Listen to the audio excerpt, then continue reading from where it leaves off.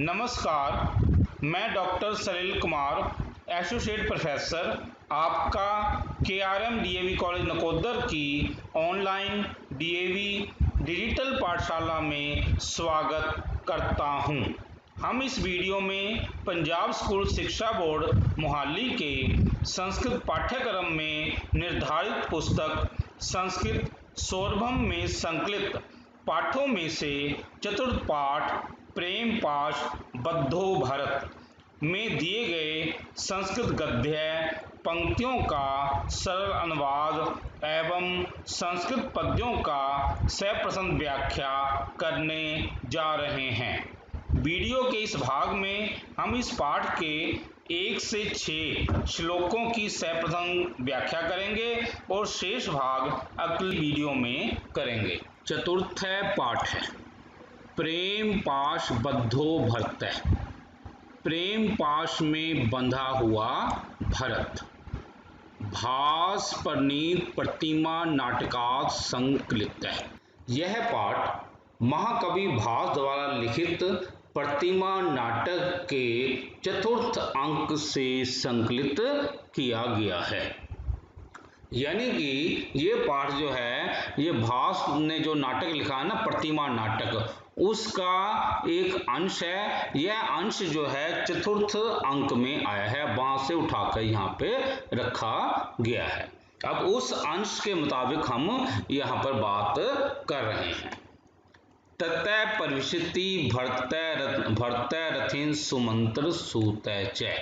इसके पश्चात रथ से भरत, सुमंत्र और सूतः मीन जो रथ को चलाने वाला है, ये प्रवेश करते हैं। सुमंत्र एक मंत्री है और भरत राम का भाई है।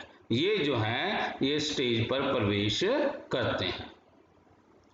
शब्दार्थ को हम देखेंगे। ततः मीन तत्पश्चात, प्रविष्टि मीन प्रवेश करता है, सूतः मीन सारथी। तत्पश्चात रथ द्वारा मंत्री सुमंत्र, सूत सारथी और भरत प्रवेश करते हैं। भरत आता है और कहता है भोतात कब तत्र भवान मम आर्य राम, कब असौ महाराज प्रतिनिधि, कब सन्नी दर्शनम सारवताम, कब तत्पात्र यशस, कब असौ सत्यम अनुवर्त। भरत कहता है भोतात, यह जो है सुमंत्र से कह रहा है। सुमंत्र नामक जो मंत्री जो है ना, उससे भरत कह रहा है भोतात, अरे श्रीमान चाचा जी, कब तत्र भवान मम आर्य राम, मेरे आदरणीय राम कहाँ हैं। तत्र भवान का मतलब आदरणीय, मम आर्य राम, मेरे पूजनीय राम, मेरे पूजनीय श्री राम कहाँ हैं। कब असौ महाराज प्रतिनिधि, महाराज के प्रतिनिधि यानी महाराज दशरथ के प्रतिनिधि श्रीमान श्री रामचंद्र जी कहाँ हैं। कब सन्नी दर्शनम सारवताम, कहाँ हैं सन्नी दर्शनम सारवताम। सारवताम का अर्थ होता है गुणी लोग। गुणी लोगों के सन्निदर्शन माने उत्तम उदाहरण, गुणी लोगों के उत्तम उदाहरण श्री रामचंद्र जी कहाँ हैं। कब तत्र पात्र यश से, कहते हैं कि यश के बेपात्र, यश के बेपात्र श्री रामचंद्र जी कहाँ हैं। कब असौ सत्यम अवर्त, सत्य का व्रत धारण करने वाले मेरे पूजनीय श्री राम कहाँ हैं। एक और देखेंगे। भूत आता है, अरे चाचा जी, मेरे आदरणीय पूजनीय राम कहाँ है। कब असु महाराज प्रतिनिधि, महाराज दशरथ के प्रतिनिधि वे रामचंद्र जी कहाँ हैं। सार्वताम सन्नी दर्शन, गुणी लोगों के उत्तम उदाहरण श्री रामचंद्र जी कहाँ हैं। कब पात्र यश से, यश के पात्र श्री रामचंद्र जी कहाँ हैं। कब असु सत्यम, सत्य का पालन करने वाले श्री रामचंद्र जी कहाँ हैं। इस प्रकार ये भरत जो है ये सुमंत नामक मंत्री से पूछ रहा है कि रामचंद्र जी कहाँ हैं। अब एक बार हम शब्दार्थ को देखेंगे। भो मीन अरे, तात मीन चाचा जी, कब मीन कहाँ, तत् भगवान आदरणीय, मम मतलब मेरे, आर्य माने श्रेष्ठ व्यक्ति, यहाँ पर बड़े भाई के लिए प्रयोग हुआ है। सन्निदर्शन माने उत्तम उदाहरण, सार्वताम माने गुणी लोगों के, यश मीन यश का, अनुवर्त मीन पालन करने वाले। एक और अर्थ एक और पढ़ लेंगे।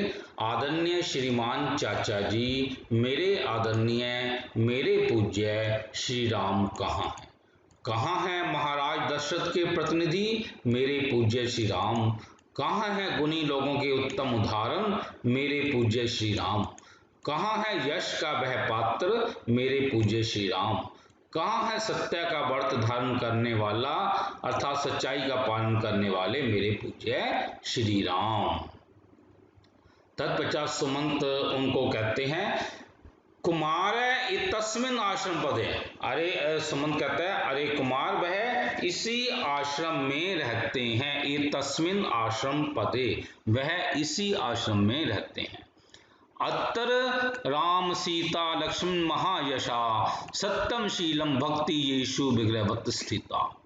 इस आश्रम में महायशस्वी महायशस्वी श्री राम सीता और लक्ष्मण रहते हैं। ऐसा प्रतीत होता है सत्य शील और भक्ति। सत्य मीन सच्चाई, शील माने सच, भक्ति माने भक्ति। इन्होंने शरीर धारण करके इस आश्रम में रहना शुरू कर दिया। विग्रहवत मतलब शरीर के रूप में, जैसे सच्चाई शील में अच्छा आचरण और भक्ति यहाँ पर रहने के लिए आ गए हैं। यहाँ पर सत्य से अभिप्राय राम से है, सीता से जो है जो सच्चरित है इससे अभिप्राय सीता से है, और भक्ति से अभिप्राय लक्ष्मण से है। एक बार और देखेंगे। इस आश्रम में महायशस्वान श्री राम सीता और लक्ष्मण रहते हैं। ऐसा प्रतीत होता है सत्य सच्चरित और भक्ति इन्होंने शरीर धारण करके इस आश्रम में निवास कर लिया है। महायशा मीन महायशस्वी, विग्रहवत यानी मूर्ति के समान, शरीर धारण करने के समान, स्थिरता मान स्थित हो गए हैं। एक बार ये देखेंगे इसका अर्थ कुमार इसी आश्रम भूमि में रहते हैं। सुमंत कहता है इस आश्रम भूमि में महायशस्वी श्री राम सीता और लक्ष्मण रहते हैं। ऐसा प्रतीत होता है कि सत्य सच्चरित और भक्ति शरीर धारण करके इस आश्रम में रहने के लिए आ गए हैं। अब हम क्योंकि ये श्लोक था, क्योंकि श्लोकों का प्रसंग सहित व्याख्या आनी है तो हम इसका वो प्रसंग से व्याख्या एक बार फिर देखेंगे। प्रस्तुत श्लोक हमारी 12वीं कक्षा की संस्कृत की पाठ्य पुस्तक संस्कृत सौरभ में संग्रह किए गए पाठों में से प्रेम पाश बग्ध नामक पाठ में से लिया गया है। इस पाठ में राजकुमार भरत का अपने भाई राम से मिलने के लिए उस आश्रम में जाना जहाँ श्री राम 14 वर्ष के वनवास का समय बिताने के लिए सीता और लक्ष्मण के साथ रह रहे थे, और भरत का श्री राम सीता और लक्ष्मण से मिलना और श्री राम से 2 वर मांगने का उल्लेख किया गया। मतलब इस पाठ में ये बताया गया है। फिर आगे इस श्लोक में क्या बताया गया है। इस श्लोक में मंत्री सुमंत राजकुमार भरत को श्री राम सीता लक्ष्मण जिस आश्रम में रहते हैं उसके विषय में बताने का उल्लेख किया है। सलार्थ है जो हम पहले कर चुके हैं, फिर एक और देखेंगे। इस आश्रम भूमि में महायशस्वी श्री राम सीता लक्ष्मण रहते हैं। ऐसा प्रतीत होता है कि सत्य सच्चित और भक्ति श्री धारण करके इस आश्रम में रहने के लिए आ गए हैं। अब हम इसकी व्याख्या देखेंगे। मंत्री सुमंत राजकुमार भरत से कहते हैं कि इस आश्रम भूमि में महायशस्वी श्री राम सीता और लक्ष्मण रहते हैं। श्री राम तो सत्य की मूर्ति हैं, सीता सच्चरित की मूर्ति है, और लक्ष्मण तो साक्षात भक्ति की मूर्ति है। ऐसा प्रतीत होता है सत्य श्री राम का रूप धारण करके और सच्चरित सीता का रूप धारण करके और भक्ति लक्ष्मण का रूप धारण करके इस आश्रम में रहने के लिए आ गए। इस प्रकार यहाँ पर पहले श्लोक की प्रसंग सिद्ध व्याख्या हमने कर दी है। अब हम आगे चलेंगे। भरत कहता है भो भो निवेदिताम, अरे अरे आप सूचित कर दो, अरे आप जो है मतलब जो आप जाके सूचित करो, मतलब श्री राम जी को आप सूचित करो कि निघृण कृतघ्न प्राकृत प्रेय साहस भक्तिमान आगत कच्चित कथम तिष्ठु यातु इति। निघृण दयाहीन, कृतघ्न किए गए उपकार को करके भूलने वाला, मतलब भरत यहाँ पर अपने आप को कह रहा है कि राम ने उसके प्रति जो उपकार किए हैं वह उसने एक तरह से भुला दी है, किए गए उपकार को भुला देने वाला। प्राकृतिक मीन असभ्य, प्रिय साहस है, साहस दिखाने में प्रिय, कोई भक्ति मान, कोई भक्त जो है ये आपसे मिलने आया है, कच्चित माने कोई आपसे मिलने आया है, क्या वह तिष्ठु, क्या वह रुके, या यातु या चला जाए।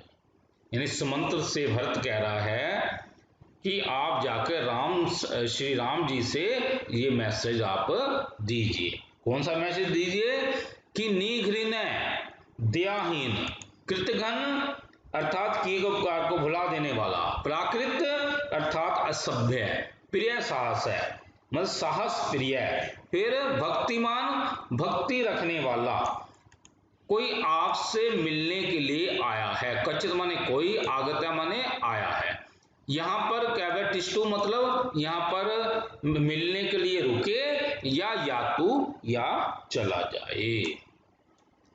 एक बार शब्दार्थ को देखेंगे, निघृण मीन घृणाहीन, फिर है किए गए उपकार को भुला देने वाला, प्राकृत असभ्य प्रिय साहस है, साहस दिखाने वाला या साहस प्रिय, भक्तिमान माने भक्त, आगत मीन आया है, तिष्ठु माने ठहरे, यातु मीन चला जाए।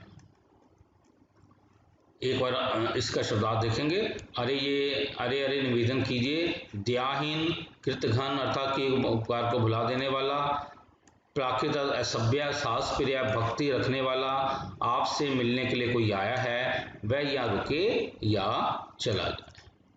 अब हम एक बार इसकी प्रसंग से व्याख्या देखेंगे। इस श्लोक में अपना संदेश श्री राम तक पहुंचाने के लिए राजकुमार भरत मंत्री सुमंत को कह रहा है। क्या कह रहा है एक बार फिर देखेंगे, दयाहीन, कृतघ्न अर्थात किए गए उपकार को भुला देने वाला, प्राकृत अर्थात असभ्य साहस प्रिय भक्ति रखने वाला, आपसे मिलने के लिए कोई आया है, क्या वह रुके या चलाए। व्याख्या है, अपना संदेश श्री राम तक पहुंचाने के लिए राजकुमार भरत मंत्री सुमंत से कहते हैं कि मेरा यह संदेश श्री राम के पास ले जाओ और कहो कि दयाहीन, कृतघ्न अर्थात किए गए उपकार को भुला देने वाला, प्राकृत अर्थात सभ्य साहसप्रिय भक्ति रखने वाला, आपसे मिलने के लिए कोई आया है, वह आपके दर्शनों का अभिलाषी है, क्या आप उसे अर्थात मुझ भरत को दर्शन देना पसंद करोगे। यदि आप उसे अर्थात मुझ भरत को दर्शन नहीं देना चाहते हो तो वह अर्थात मैं भरत आपकी आज्ञा पाकर बिना दर्शनों के ही चला जाएगा। तो इस प्रकार हमने यहाँ पर दूसरे श्लोक की प्रसंग सहित व्याख्या कर ली है, क्योंकि जो श्लोक आएंगे ना पेपरों में उनका प्रसंग भी है, अर्थ भी करना है और व्याख्या भी करनी है, इस कारण हमने इनको अलग रखा है।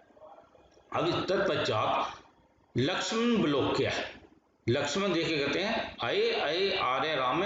लक्ष्मण ने जब एकदम सामने भरत को देखा है, भरत को देखकर उसके मन में आते हैं अये अयम राम, अरे ये तो आर्य राम है। फिर कहते हैं नैन नैन रूप सादृश्यम, नैन अरे ये तो रूप की समानता है। फिर सुमंत्रम देखकर, फिर सुमंत्र को देखकर, सुमंत्र नामक मंत्री को देख कहते हैं अये तात, अरे चाचा जी। विलोक्य एक और लक्ष्मण का विलोक्य में देख कहते हैं अरे ये तो रामचंद्र जी खड़े हैं, न अरे नहीं नहीं रूप सादृश्यम, रूप की समानता है। फिर सुमंत्रम दृष्टवा, मंत्री सुमंत्र को देख कहते हैं अये तात, अरे चाचा जी। एक बार अब शब्दार्थ को देखेंगे, विलोक्य माने देखकर, रूप सादृश्यम रूप की समानता, दृष्टवा माने देखकर, तात मीन चाचा जी। लक्ष्मण एक और ये अर्थ देखेंगे, लक्ष्मण देखकर कहता है अरे ये आदरणीय श्री रामचंद्र जी यहाँ हैं, नहीं नहीं ये तो श्री रामचंद्र जी के रूप की समानता है। मंत्री सुमंत को देखकर अरे श्रीमान चाचा जी।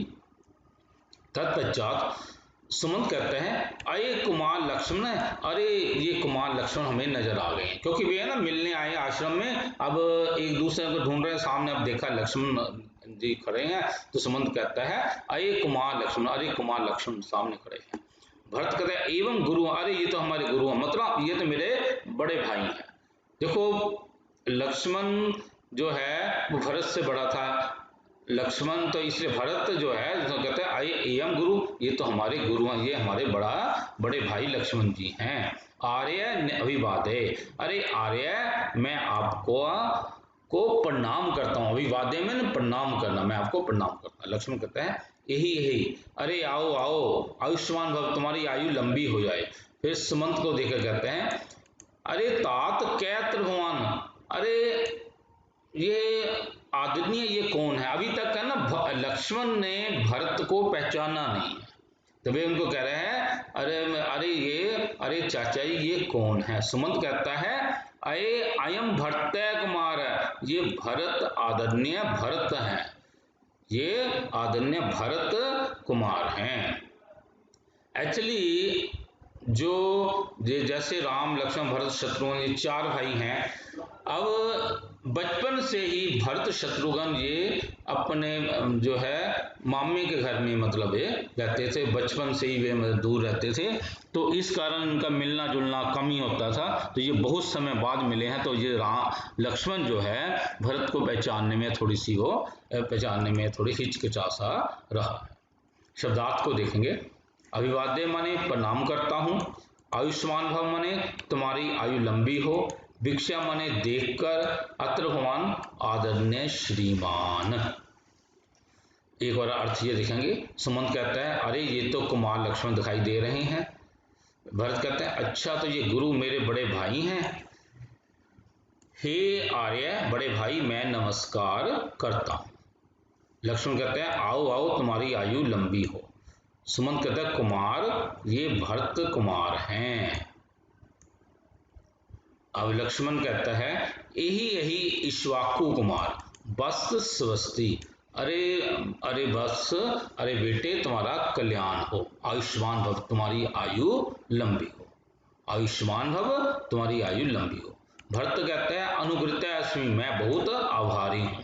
लक्ष्मण कहता है कुमार इह तिष्ठ त्वत् आगमन आर्य निवेदामि, तुम यहीं ठहरो, मैं तुम्हारे आगमन की सूचना जो है श्री रामचंद्र जी को दे आता हूँ। आर्य को मैं तो यहाँ पर अपने बड़े भाई के लिए उसने शब्द आर्य का प्रयोग किया है, तो कहते हैं मैं अपने बड़े भाई राम को तुम्हारी ये सूचना दे आता हूँ। शब्दार्थ को देखेंगे, इक्ष्वाकु कुमार, इक्ष्वाकु वंश में उत्पन्न हुए कुमार, बस माने बेटा, स्वस्ति मीन कल्याण हो, आयुष्मान भव मीन आयु आपकी आयु लंबी हो, अनुग्रता मीन आभारी, आगमन आना, निवेदयानी मीन सूचित करता हूँ। लक्ष्मण कहता है आओ आओ इक्ष्वाकु कुमार, बेटे आपका कल्याण हो, आपकी आयु लंबी हो। भरत कहता है मैं आभारी हूँ। लक्ष्मण कहता है कुमार यहाँ ठहरो, मैं आपके आने की सूचना आर्य मतलब भाई श्री रामचंद्र जी को दे आता हूँ। तत्पश्चात भरत आर्य अचिनम दान विवादितुम इच्छामि शीघ्रम निवेदिताम। भरत कहते हैं अरे अरे भाई आप जल्दी कीजिए, मैं उनको अचिरम मैं उनको एकदम नमस्कार करना चाहता हूँ, तो शीघ्रम निवेदिताम आप जल्दी से उन्हें जाकर सूचना दे दो। लक्ष्मण का बाटम अच्छा उपेत्य पास जाकर जैतु आर्य की जय, एकदम वो है ना रामचंद्र जी के पास लक्ष्मण चला जाता है और उनके पास जाते कहते हैं जैतु आर्य का मतलब आर्य की मतलब रामचंद्र आपकी जय हो। अयम ते दैत्य भ्राता भरत भ्रातृ वत्सल संक्रांतम यत ते रूपम आदर्श इव तिष्ठति। अयम ते दैत्य भ्राता, तुम्हारा जो है कि प्यारा भाई जो कि हम सब भाइयों से बहुत प्रेम करता है, वह भरत आया है। भ्रातृ वत्सल भाइयों से स्नेह करने वाला तुम्हारा प्यारा भरत आया है। उसके रूप में ते उसका कहते हैं जो रूप जो है वो मैं इस प्रकार नजर आ रहा है जैसे उसके रूप में तुम्हारा रूप ही बैठ गया हो। जैसे आईने में जो व्यक्ति देखता है उसका शक्ल नजर आती है। आदर्श मीन आईना, जैसे आईने में कोई व्यक्ति देखता है उसकी शक्ल नजर आती है। एक बार और देखेंगे, अयम ते दैत्य भ्रात्रा, ये आपका प्यारा भ्रातृ प्रेमी। प्यारा भ्रातृ प्रेमी अर्थात जो भाइयों से बहुत भ्रातृवश है, जो भाइयों से बहुत प्यार करता है, वह भरत आया है। जिसमें तुम्हारा रूप ते रूपम, जिसमें तुम्हारा रूप उसी प्रकार संक्रमण कर गया, संक्रांतम उसी प्रकार समा गया है या संक्रमण कर गया है। जिस प्रकार आदर्श जिस प्रकार आईने में देखने वाले का रूप संक्रमण कर जाता है, अर्थात उसका रूप उसमें समा जाता है। एक बार इसके शब्दार्थ को देखेंगे। अभिवाद्य माने प्रणाम करना, निवेदिता माने सूचित कर दो, बाढ़ माने अच्छा, उपेत्य माने पास जाकर, दैत्य माने प्यारा, भ्रातृवश भ्रातृ प्रेमी भाइयों से प्रेम करने वाला, संक्रांतम संक्रमण कर गया है, आदर्श मीन आईना या दर्पण। एक बार इनको शब्द को देखेंगे। भरत कहते हैं आर्य अब मैं जल्दी उन्हें प्रणाम करना चाहता हूँ, जल्दी से उन्हें सूचित कर दो। लक्ष्मण कहते हैं अच्छा, पाजक आर्य बड़े भाई की जय हो। यह आपका प्यारा भ्रातृ प्रेमी भाइयों से प्रेम करने वाला भाई भरत आया है। जिसमें तुम्हारा रूप सौंदर्य उसी प्रकार संक्रमण कर गया है जिस प्रकार आईने में देखने वाले का रूप संक्रमण कर जाता है। अब क्योंकि ये श्लोक है, इसकी प्रसंग सिद्ध व्याख्या हमें करनी है। इस श्लोक में लक्ष्मण द्वारा श्री राम को भरत के आने की सूचना देना और भरत के रूप की प्रशंसा करने का उल्लेख है। सलार्थ जो हम पहले एक बार कर चुके हैं, फिर भी एक बार करेंगे। यह आपका प्यारा भ्रातृ प्रेमी भाइयों में प्रेम करने वाला भाई भरत आया है, जिसमें तुम्हारा रूप सौंदर्य उसी प्रकार संक्रमण कर गया है जिस प्रकार आईने में देखने वाले का रूप संक्रमण कर जाता है।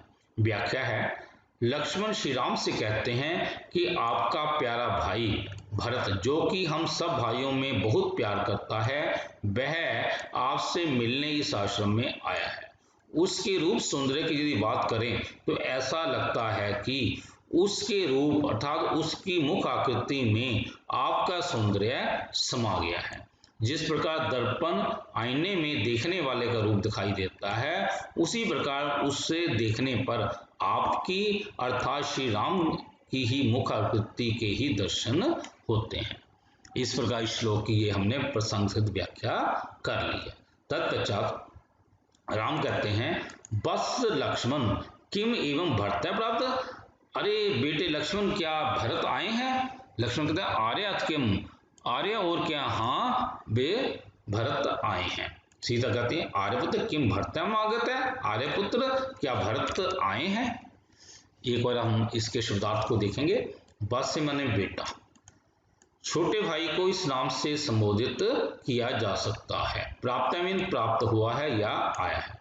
आगत मीन का अर्थ भी आया है। आर्यपुत्र मीन श्रेष्ठ पुरुष। रामायण काल में सभ्य स्त्रियां अपने पति को आर्यपुत्र नाम से संबोधित किया करती थी। इस प्रकार यहाँ पर सीता भी जो है रामचंद्र जी को आर्यपुत्र नाम से संबोधित कर रही है। एक बार उनको देखेंगे इनके अर्थ को। राम भाई लक्ष्मण, क्या ऐसी बात है, क्या भरत आया है? लक्ष्मण भाई साहब और क्या? हाँ, भरत आया है। सीता पतिदेव, क्या भरत आया है? तत्पश्चात राम कहते हैं मैथिली अथ किम। अरे मैथिली और क्या, मतलब मिथिला नरेश की पुत्री, मैथिली मीन मिथिला नरेश की पुत्री अर्थात सीते, और क्या कि हाँ भरत आया है। अद्य खलु अब गच्छामि पित्रा में दुष्करम कृतम कीदृश तन्ने स्नेह भातृ स्नेह अयम इयम ईदृश। अद्य खलु अब गच्छामि, आज मैं निश्चय रूप से समझ पा रहा हूं। अब गच्छामि मीन समझ पा रहा हूं कि पित्रा में मेरे पिता ने कितना मुश्किल कार्य किया होगा, कितना कठिन काम किया होगा। कि मुझे जो है कि वनवास भेजते समय उन्होंने बहुत ही अपने दिल पर पत्थर रखा होगा।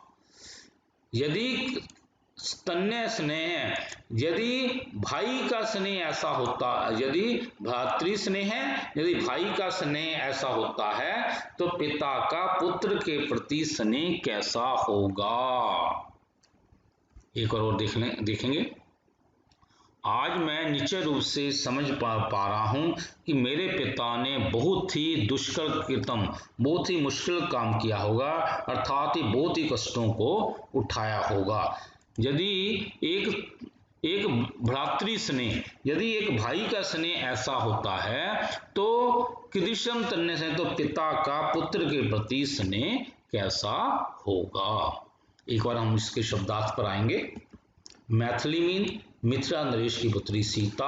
अवगच्छामि माने समझ रहा हूँ, पितरा माने पिता के द्वारा, में मतलब मेरे प्रति, दुष्कर माने कठिन, कृतम माने किया गया है, तन्य स्नेह पुत्र के प्रति प्यार, भ्रातृ स्नेह भाई के प्रति प्यार, अद्य माने आज, खलु माने निश्चय रूप से, कीदृश माने कैसा, ईदृश मीन ऐसा। राम कहते हैं मैथिली, अरे सीते और क्या, हाँ भरत आया है। आज निश्चय रूप से जान गया हूं कि मेरे पिता ने बहुत कठिन काम किया होगा, अतः बहुत ही कष्टों को उठाया होगा। यदि एक भाई का स्नेह ऐसा होता है तो एक पिता का पुत्र के प्रति स्नेह कैसा होगा। प्रसंग व्याख्या हम करेंगे। इस श्लोक में श्री रामचंद्र जी द्वारा सीता को भरत के आने की सूचना, भ्रातृ स्नेह और पिता के पुत्र स्नेह का उल्लेख किया गया है। सलार्थ एक बार और हम देखेंगे। आज निश्चित रूप से जान गया हूं कि मेरे पिता ने बहुत कठिन काम किया होगा, अर्थात बहुत ही कष्टों को उठाया होगा। यदि भाई का स्नेह ऐसा है तो एक पिता का पुत्र के प्रति स्नेह कैसा होगा। व्याख्या हम करेंगे। श्री राम सीता को सूचना देते हैं कि राजकुमार भरत हमसे मिलने आया है। तत्पश्चात श्री राम सीता से कहते हैं कि एक पिता का पुत्र के प्रति स्नेह तो एक भाई का अपने भाई के प्रति स्नेह की अपेक्षा गहन होता है, अति गहन होता है। या भरत का स्नेह हमारे प्रति इतना गहन है कि वनवास की सूचना मिलते ही वह हमसे मिलने के लिए यहाँ आश्रम में चला आया। किंतु मैं समझता हूं कि हमारे पिता दशरथ जी ने बहुत ही कष्ट को सहन किया होगा और दिल पर पत्थर रखकर ही उन्होंने हमें वन भेजा होगा। यदि एक भातृ स्नेह ऐसा होता है तो पितृ स्नेह कैसा होगा। अर्थात हमें लगता है कि हमारे पिताजी ने अपने गहन प्रेम की बलि देकर कितने कष्टों को सहन कर रहे होंगे। इस प्रकार यहाँ पर हमने इसकी प्रशंसित व्याख्या की है। तत्पश्चात लक्ष्मण कहते हैं आर्य किम प्रविष्टु भुप कुमार।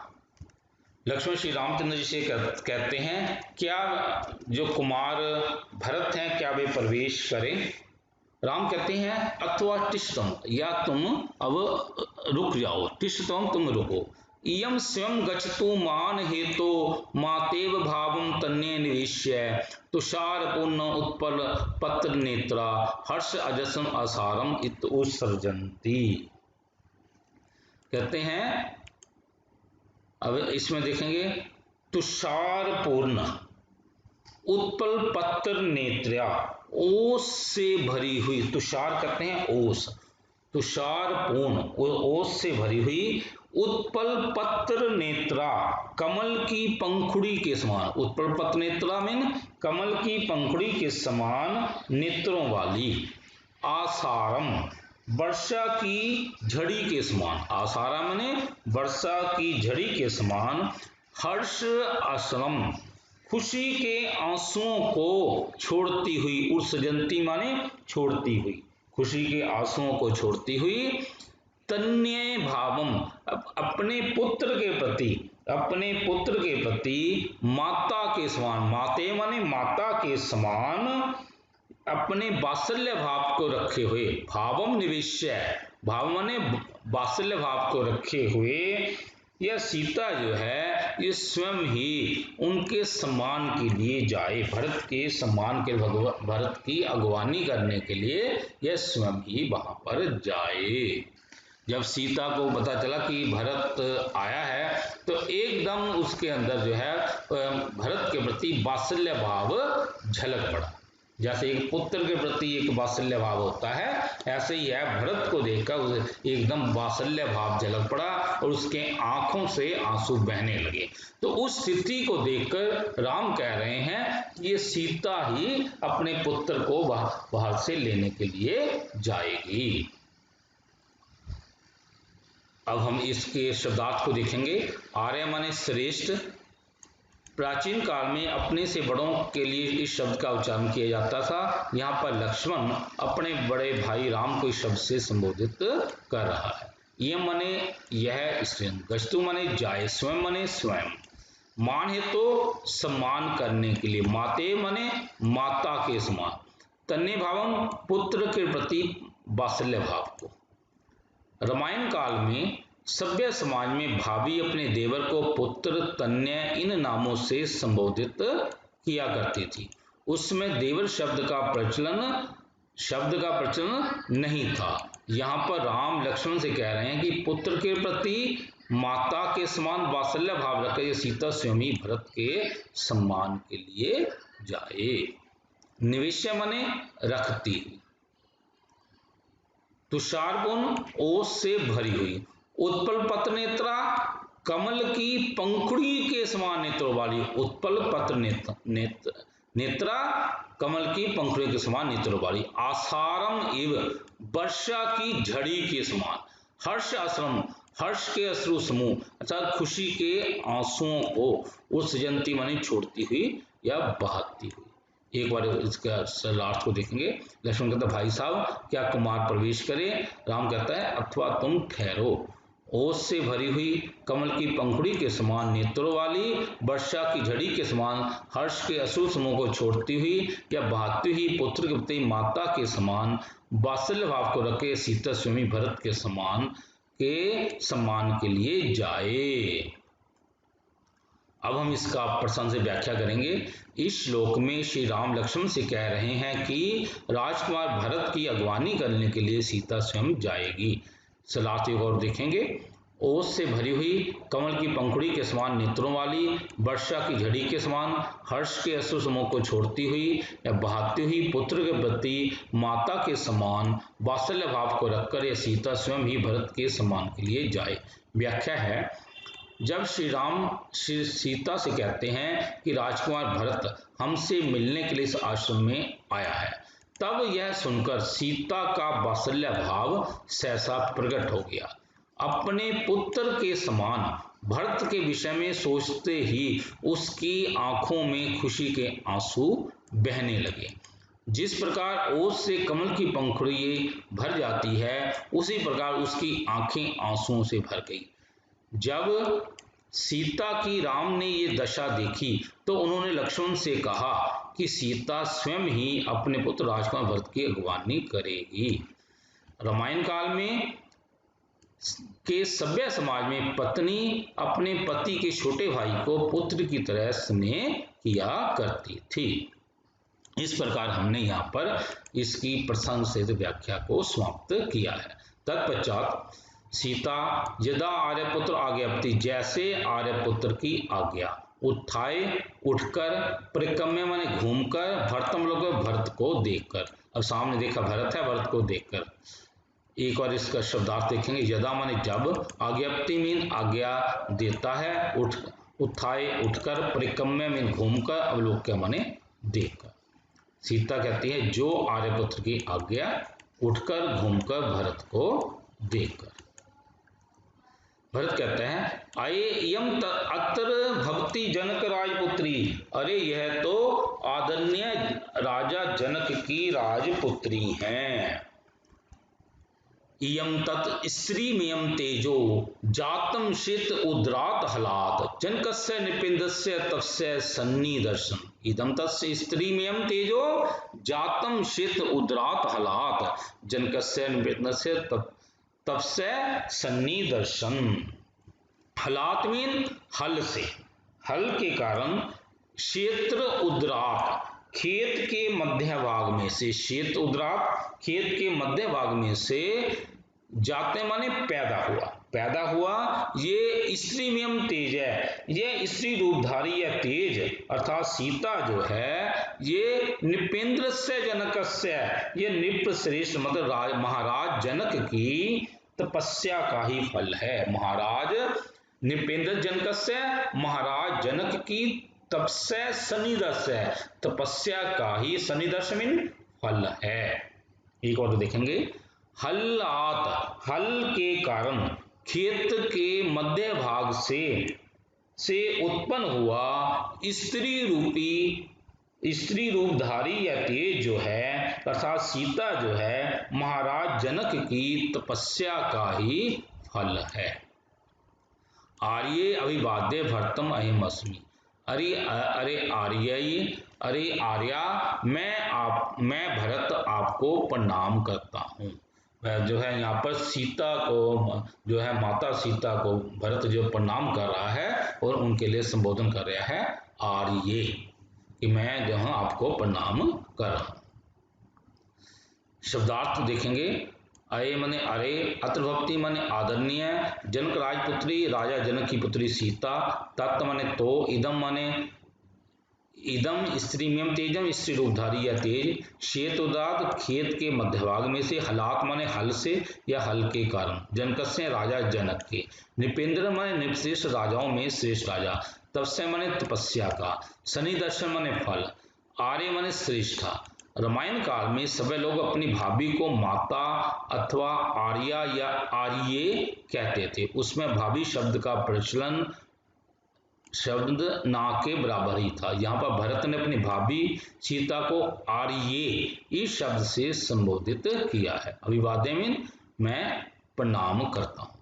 एक बार इसके सलाह देखेंगे, भरत कहते हैं अरे आदरणीय, ये आदरणीय जनक राज की पुत्री हैं, हल के कारण खेत के मध्य भाग में से उत्पन्न हुआ स्त्री रूपधारी या तेज अर्थात सीता निर्विशेष जनक की तपस्या का फल है।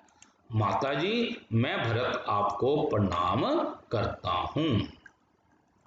अब हम क्योंकि ये श्लोक था इसलिए हम इसके प्रसंग से व्याख्या भी करेंगे।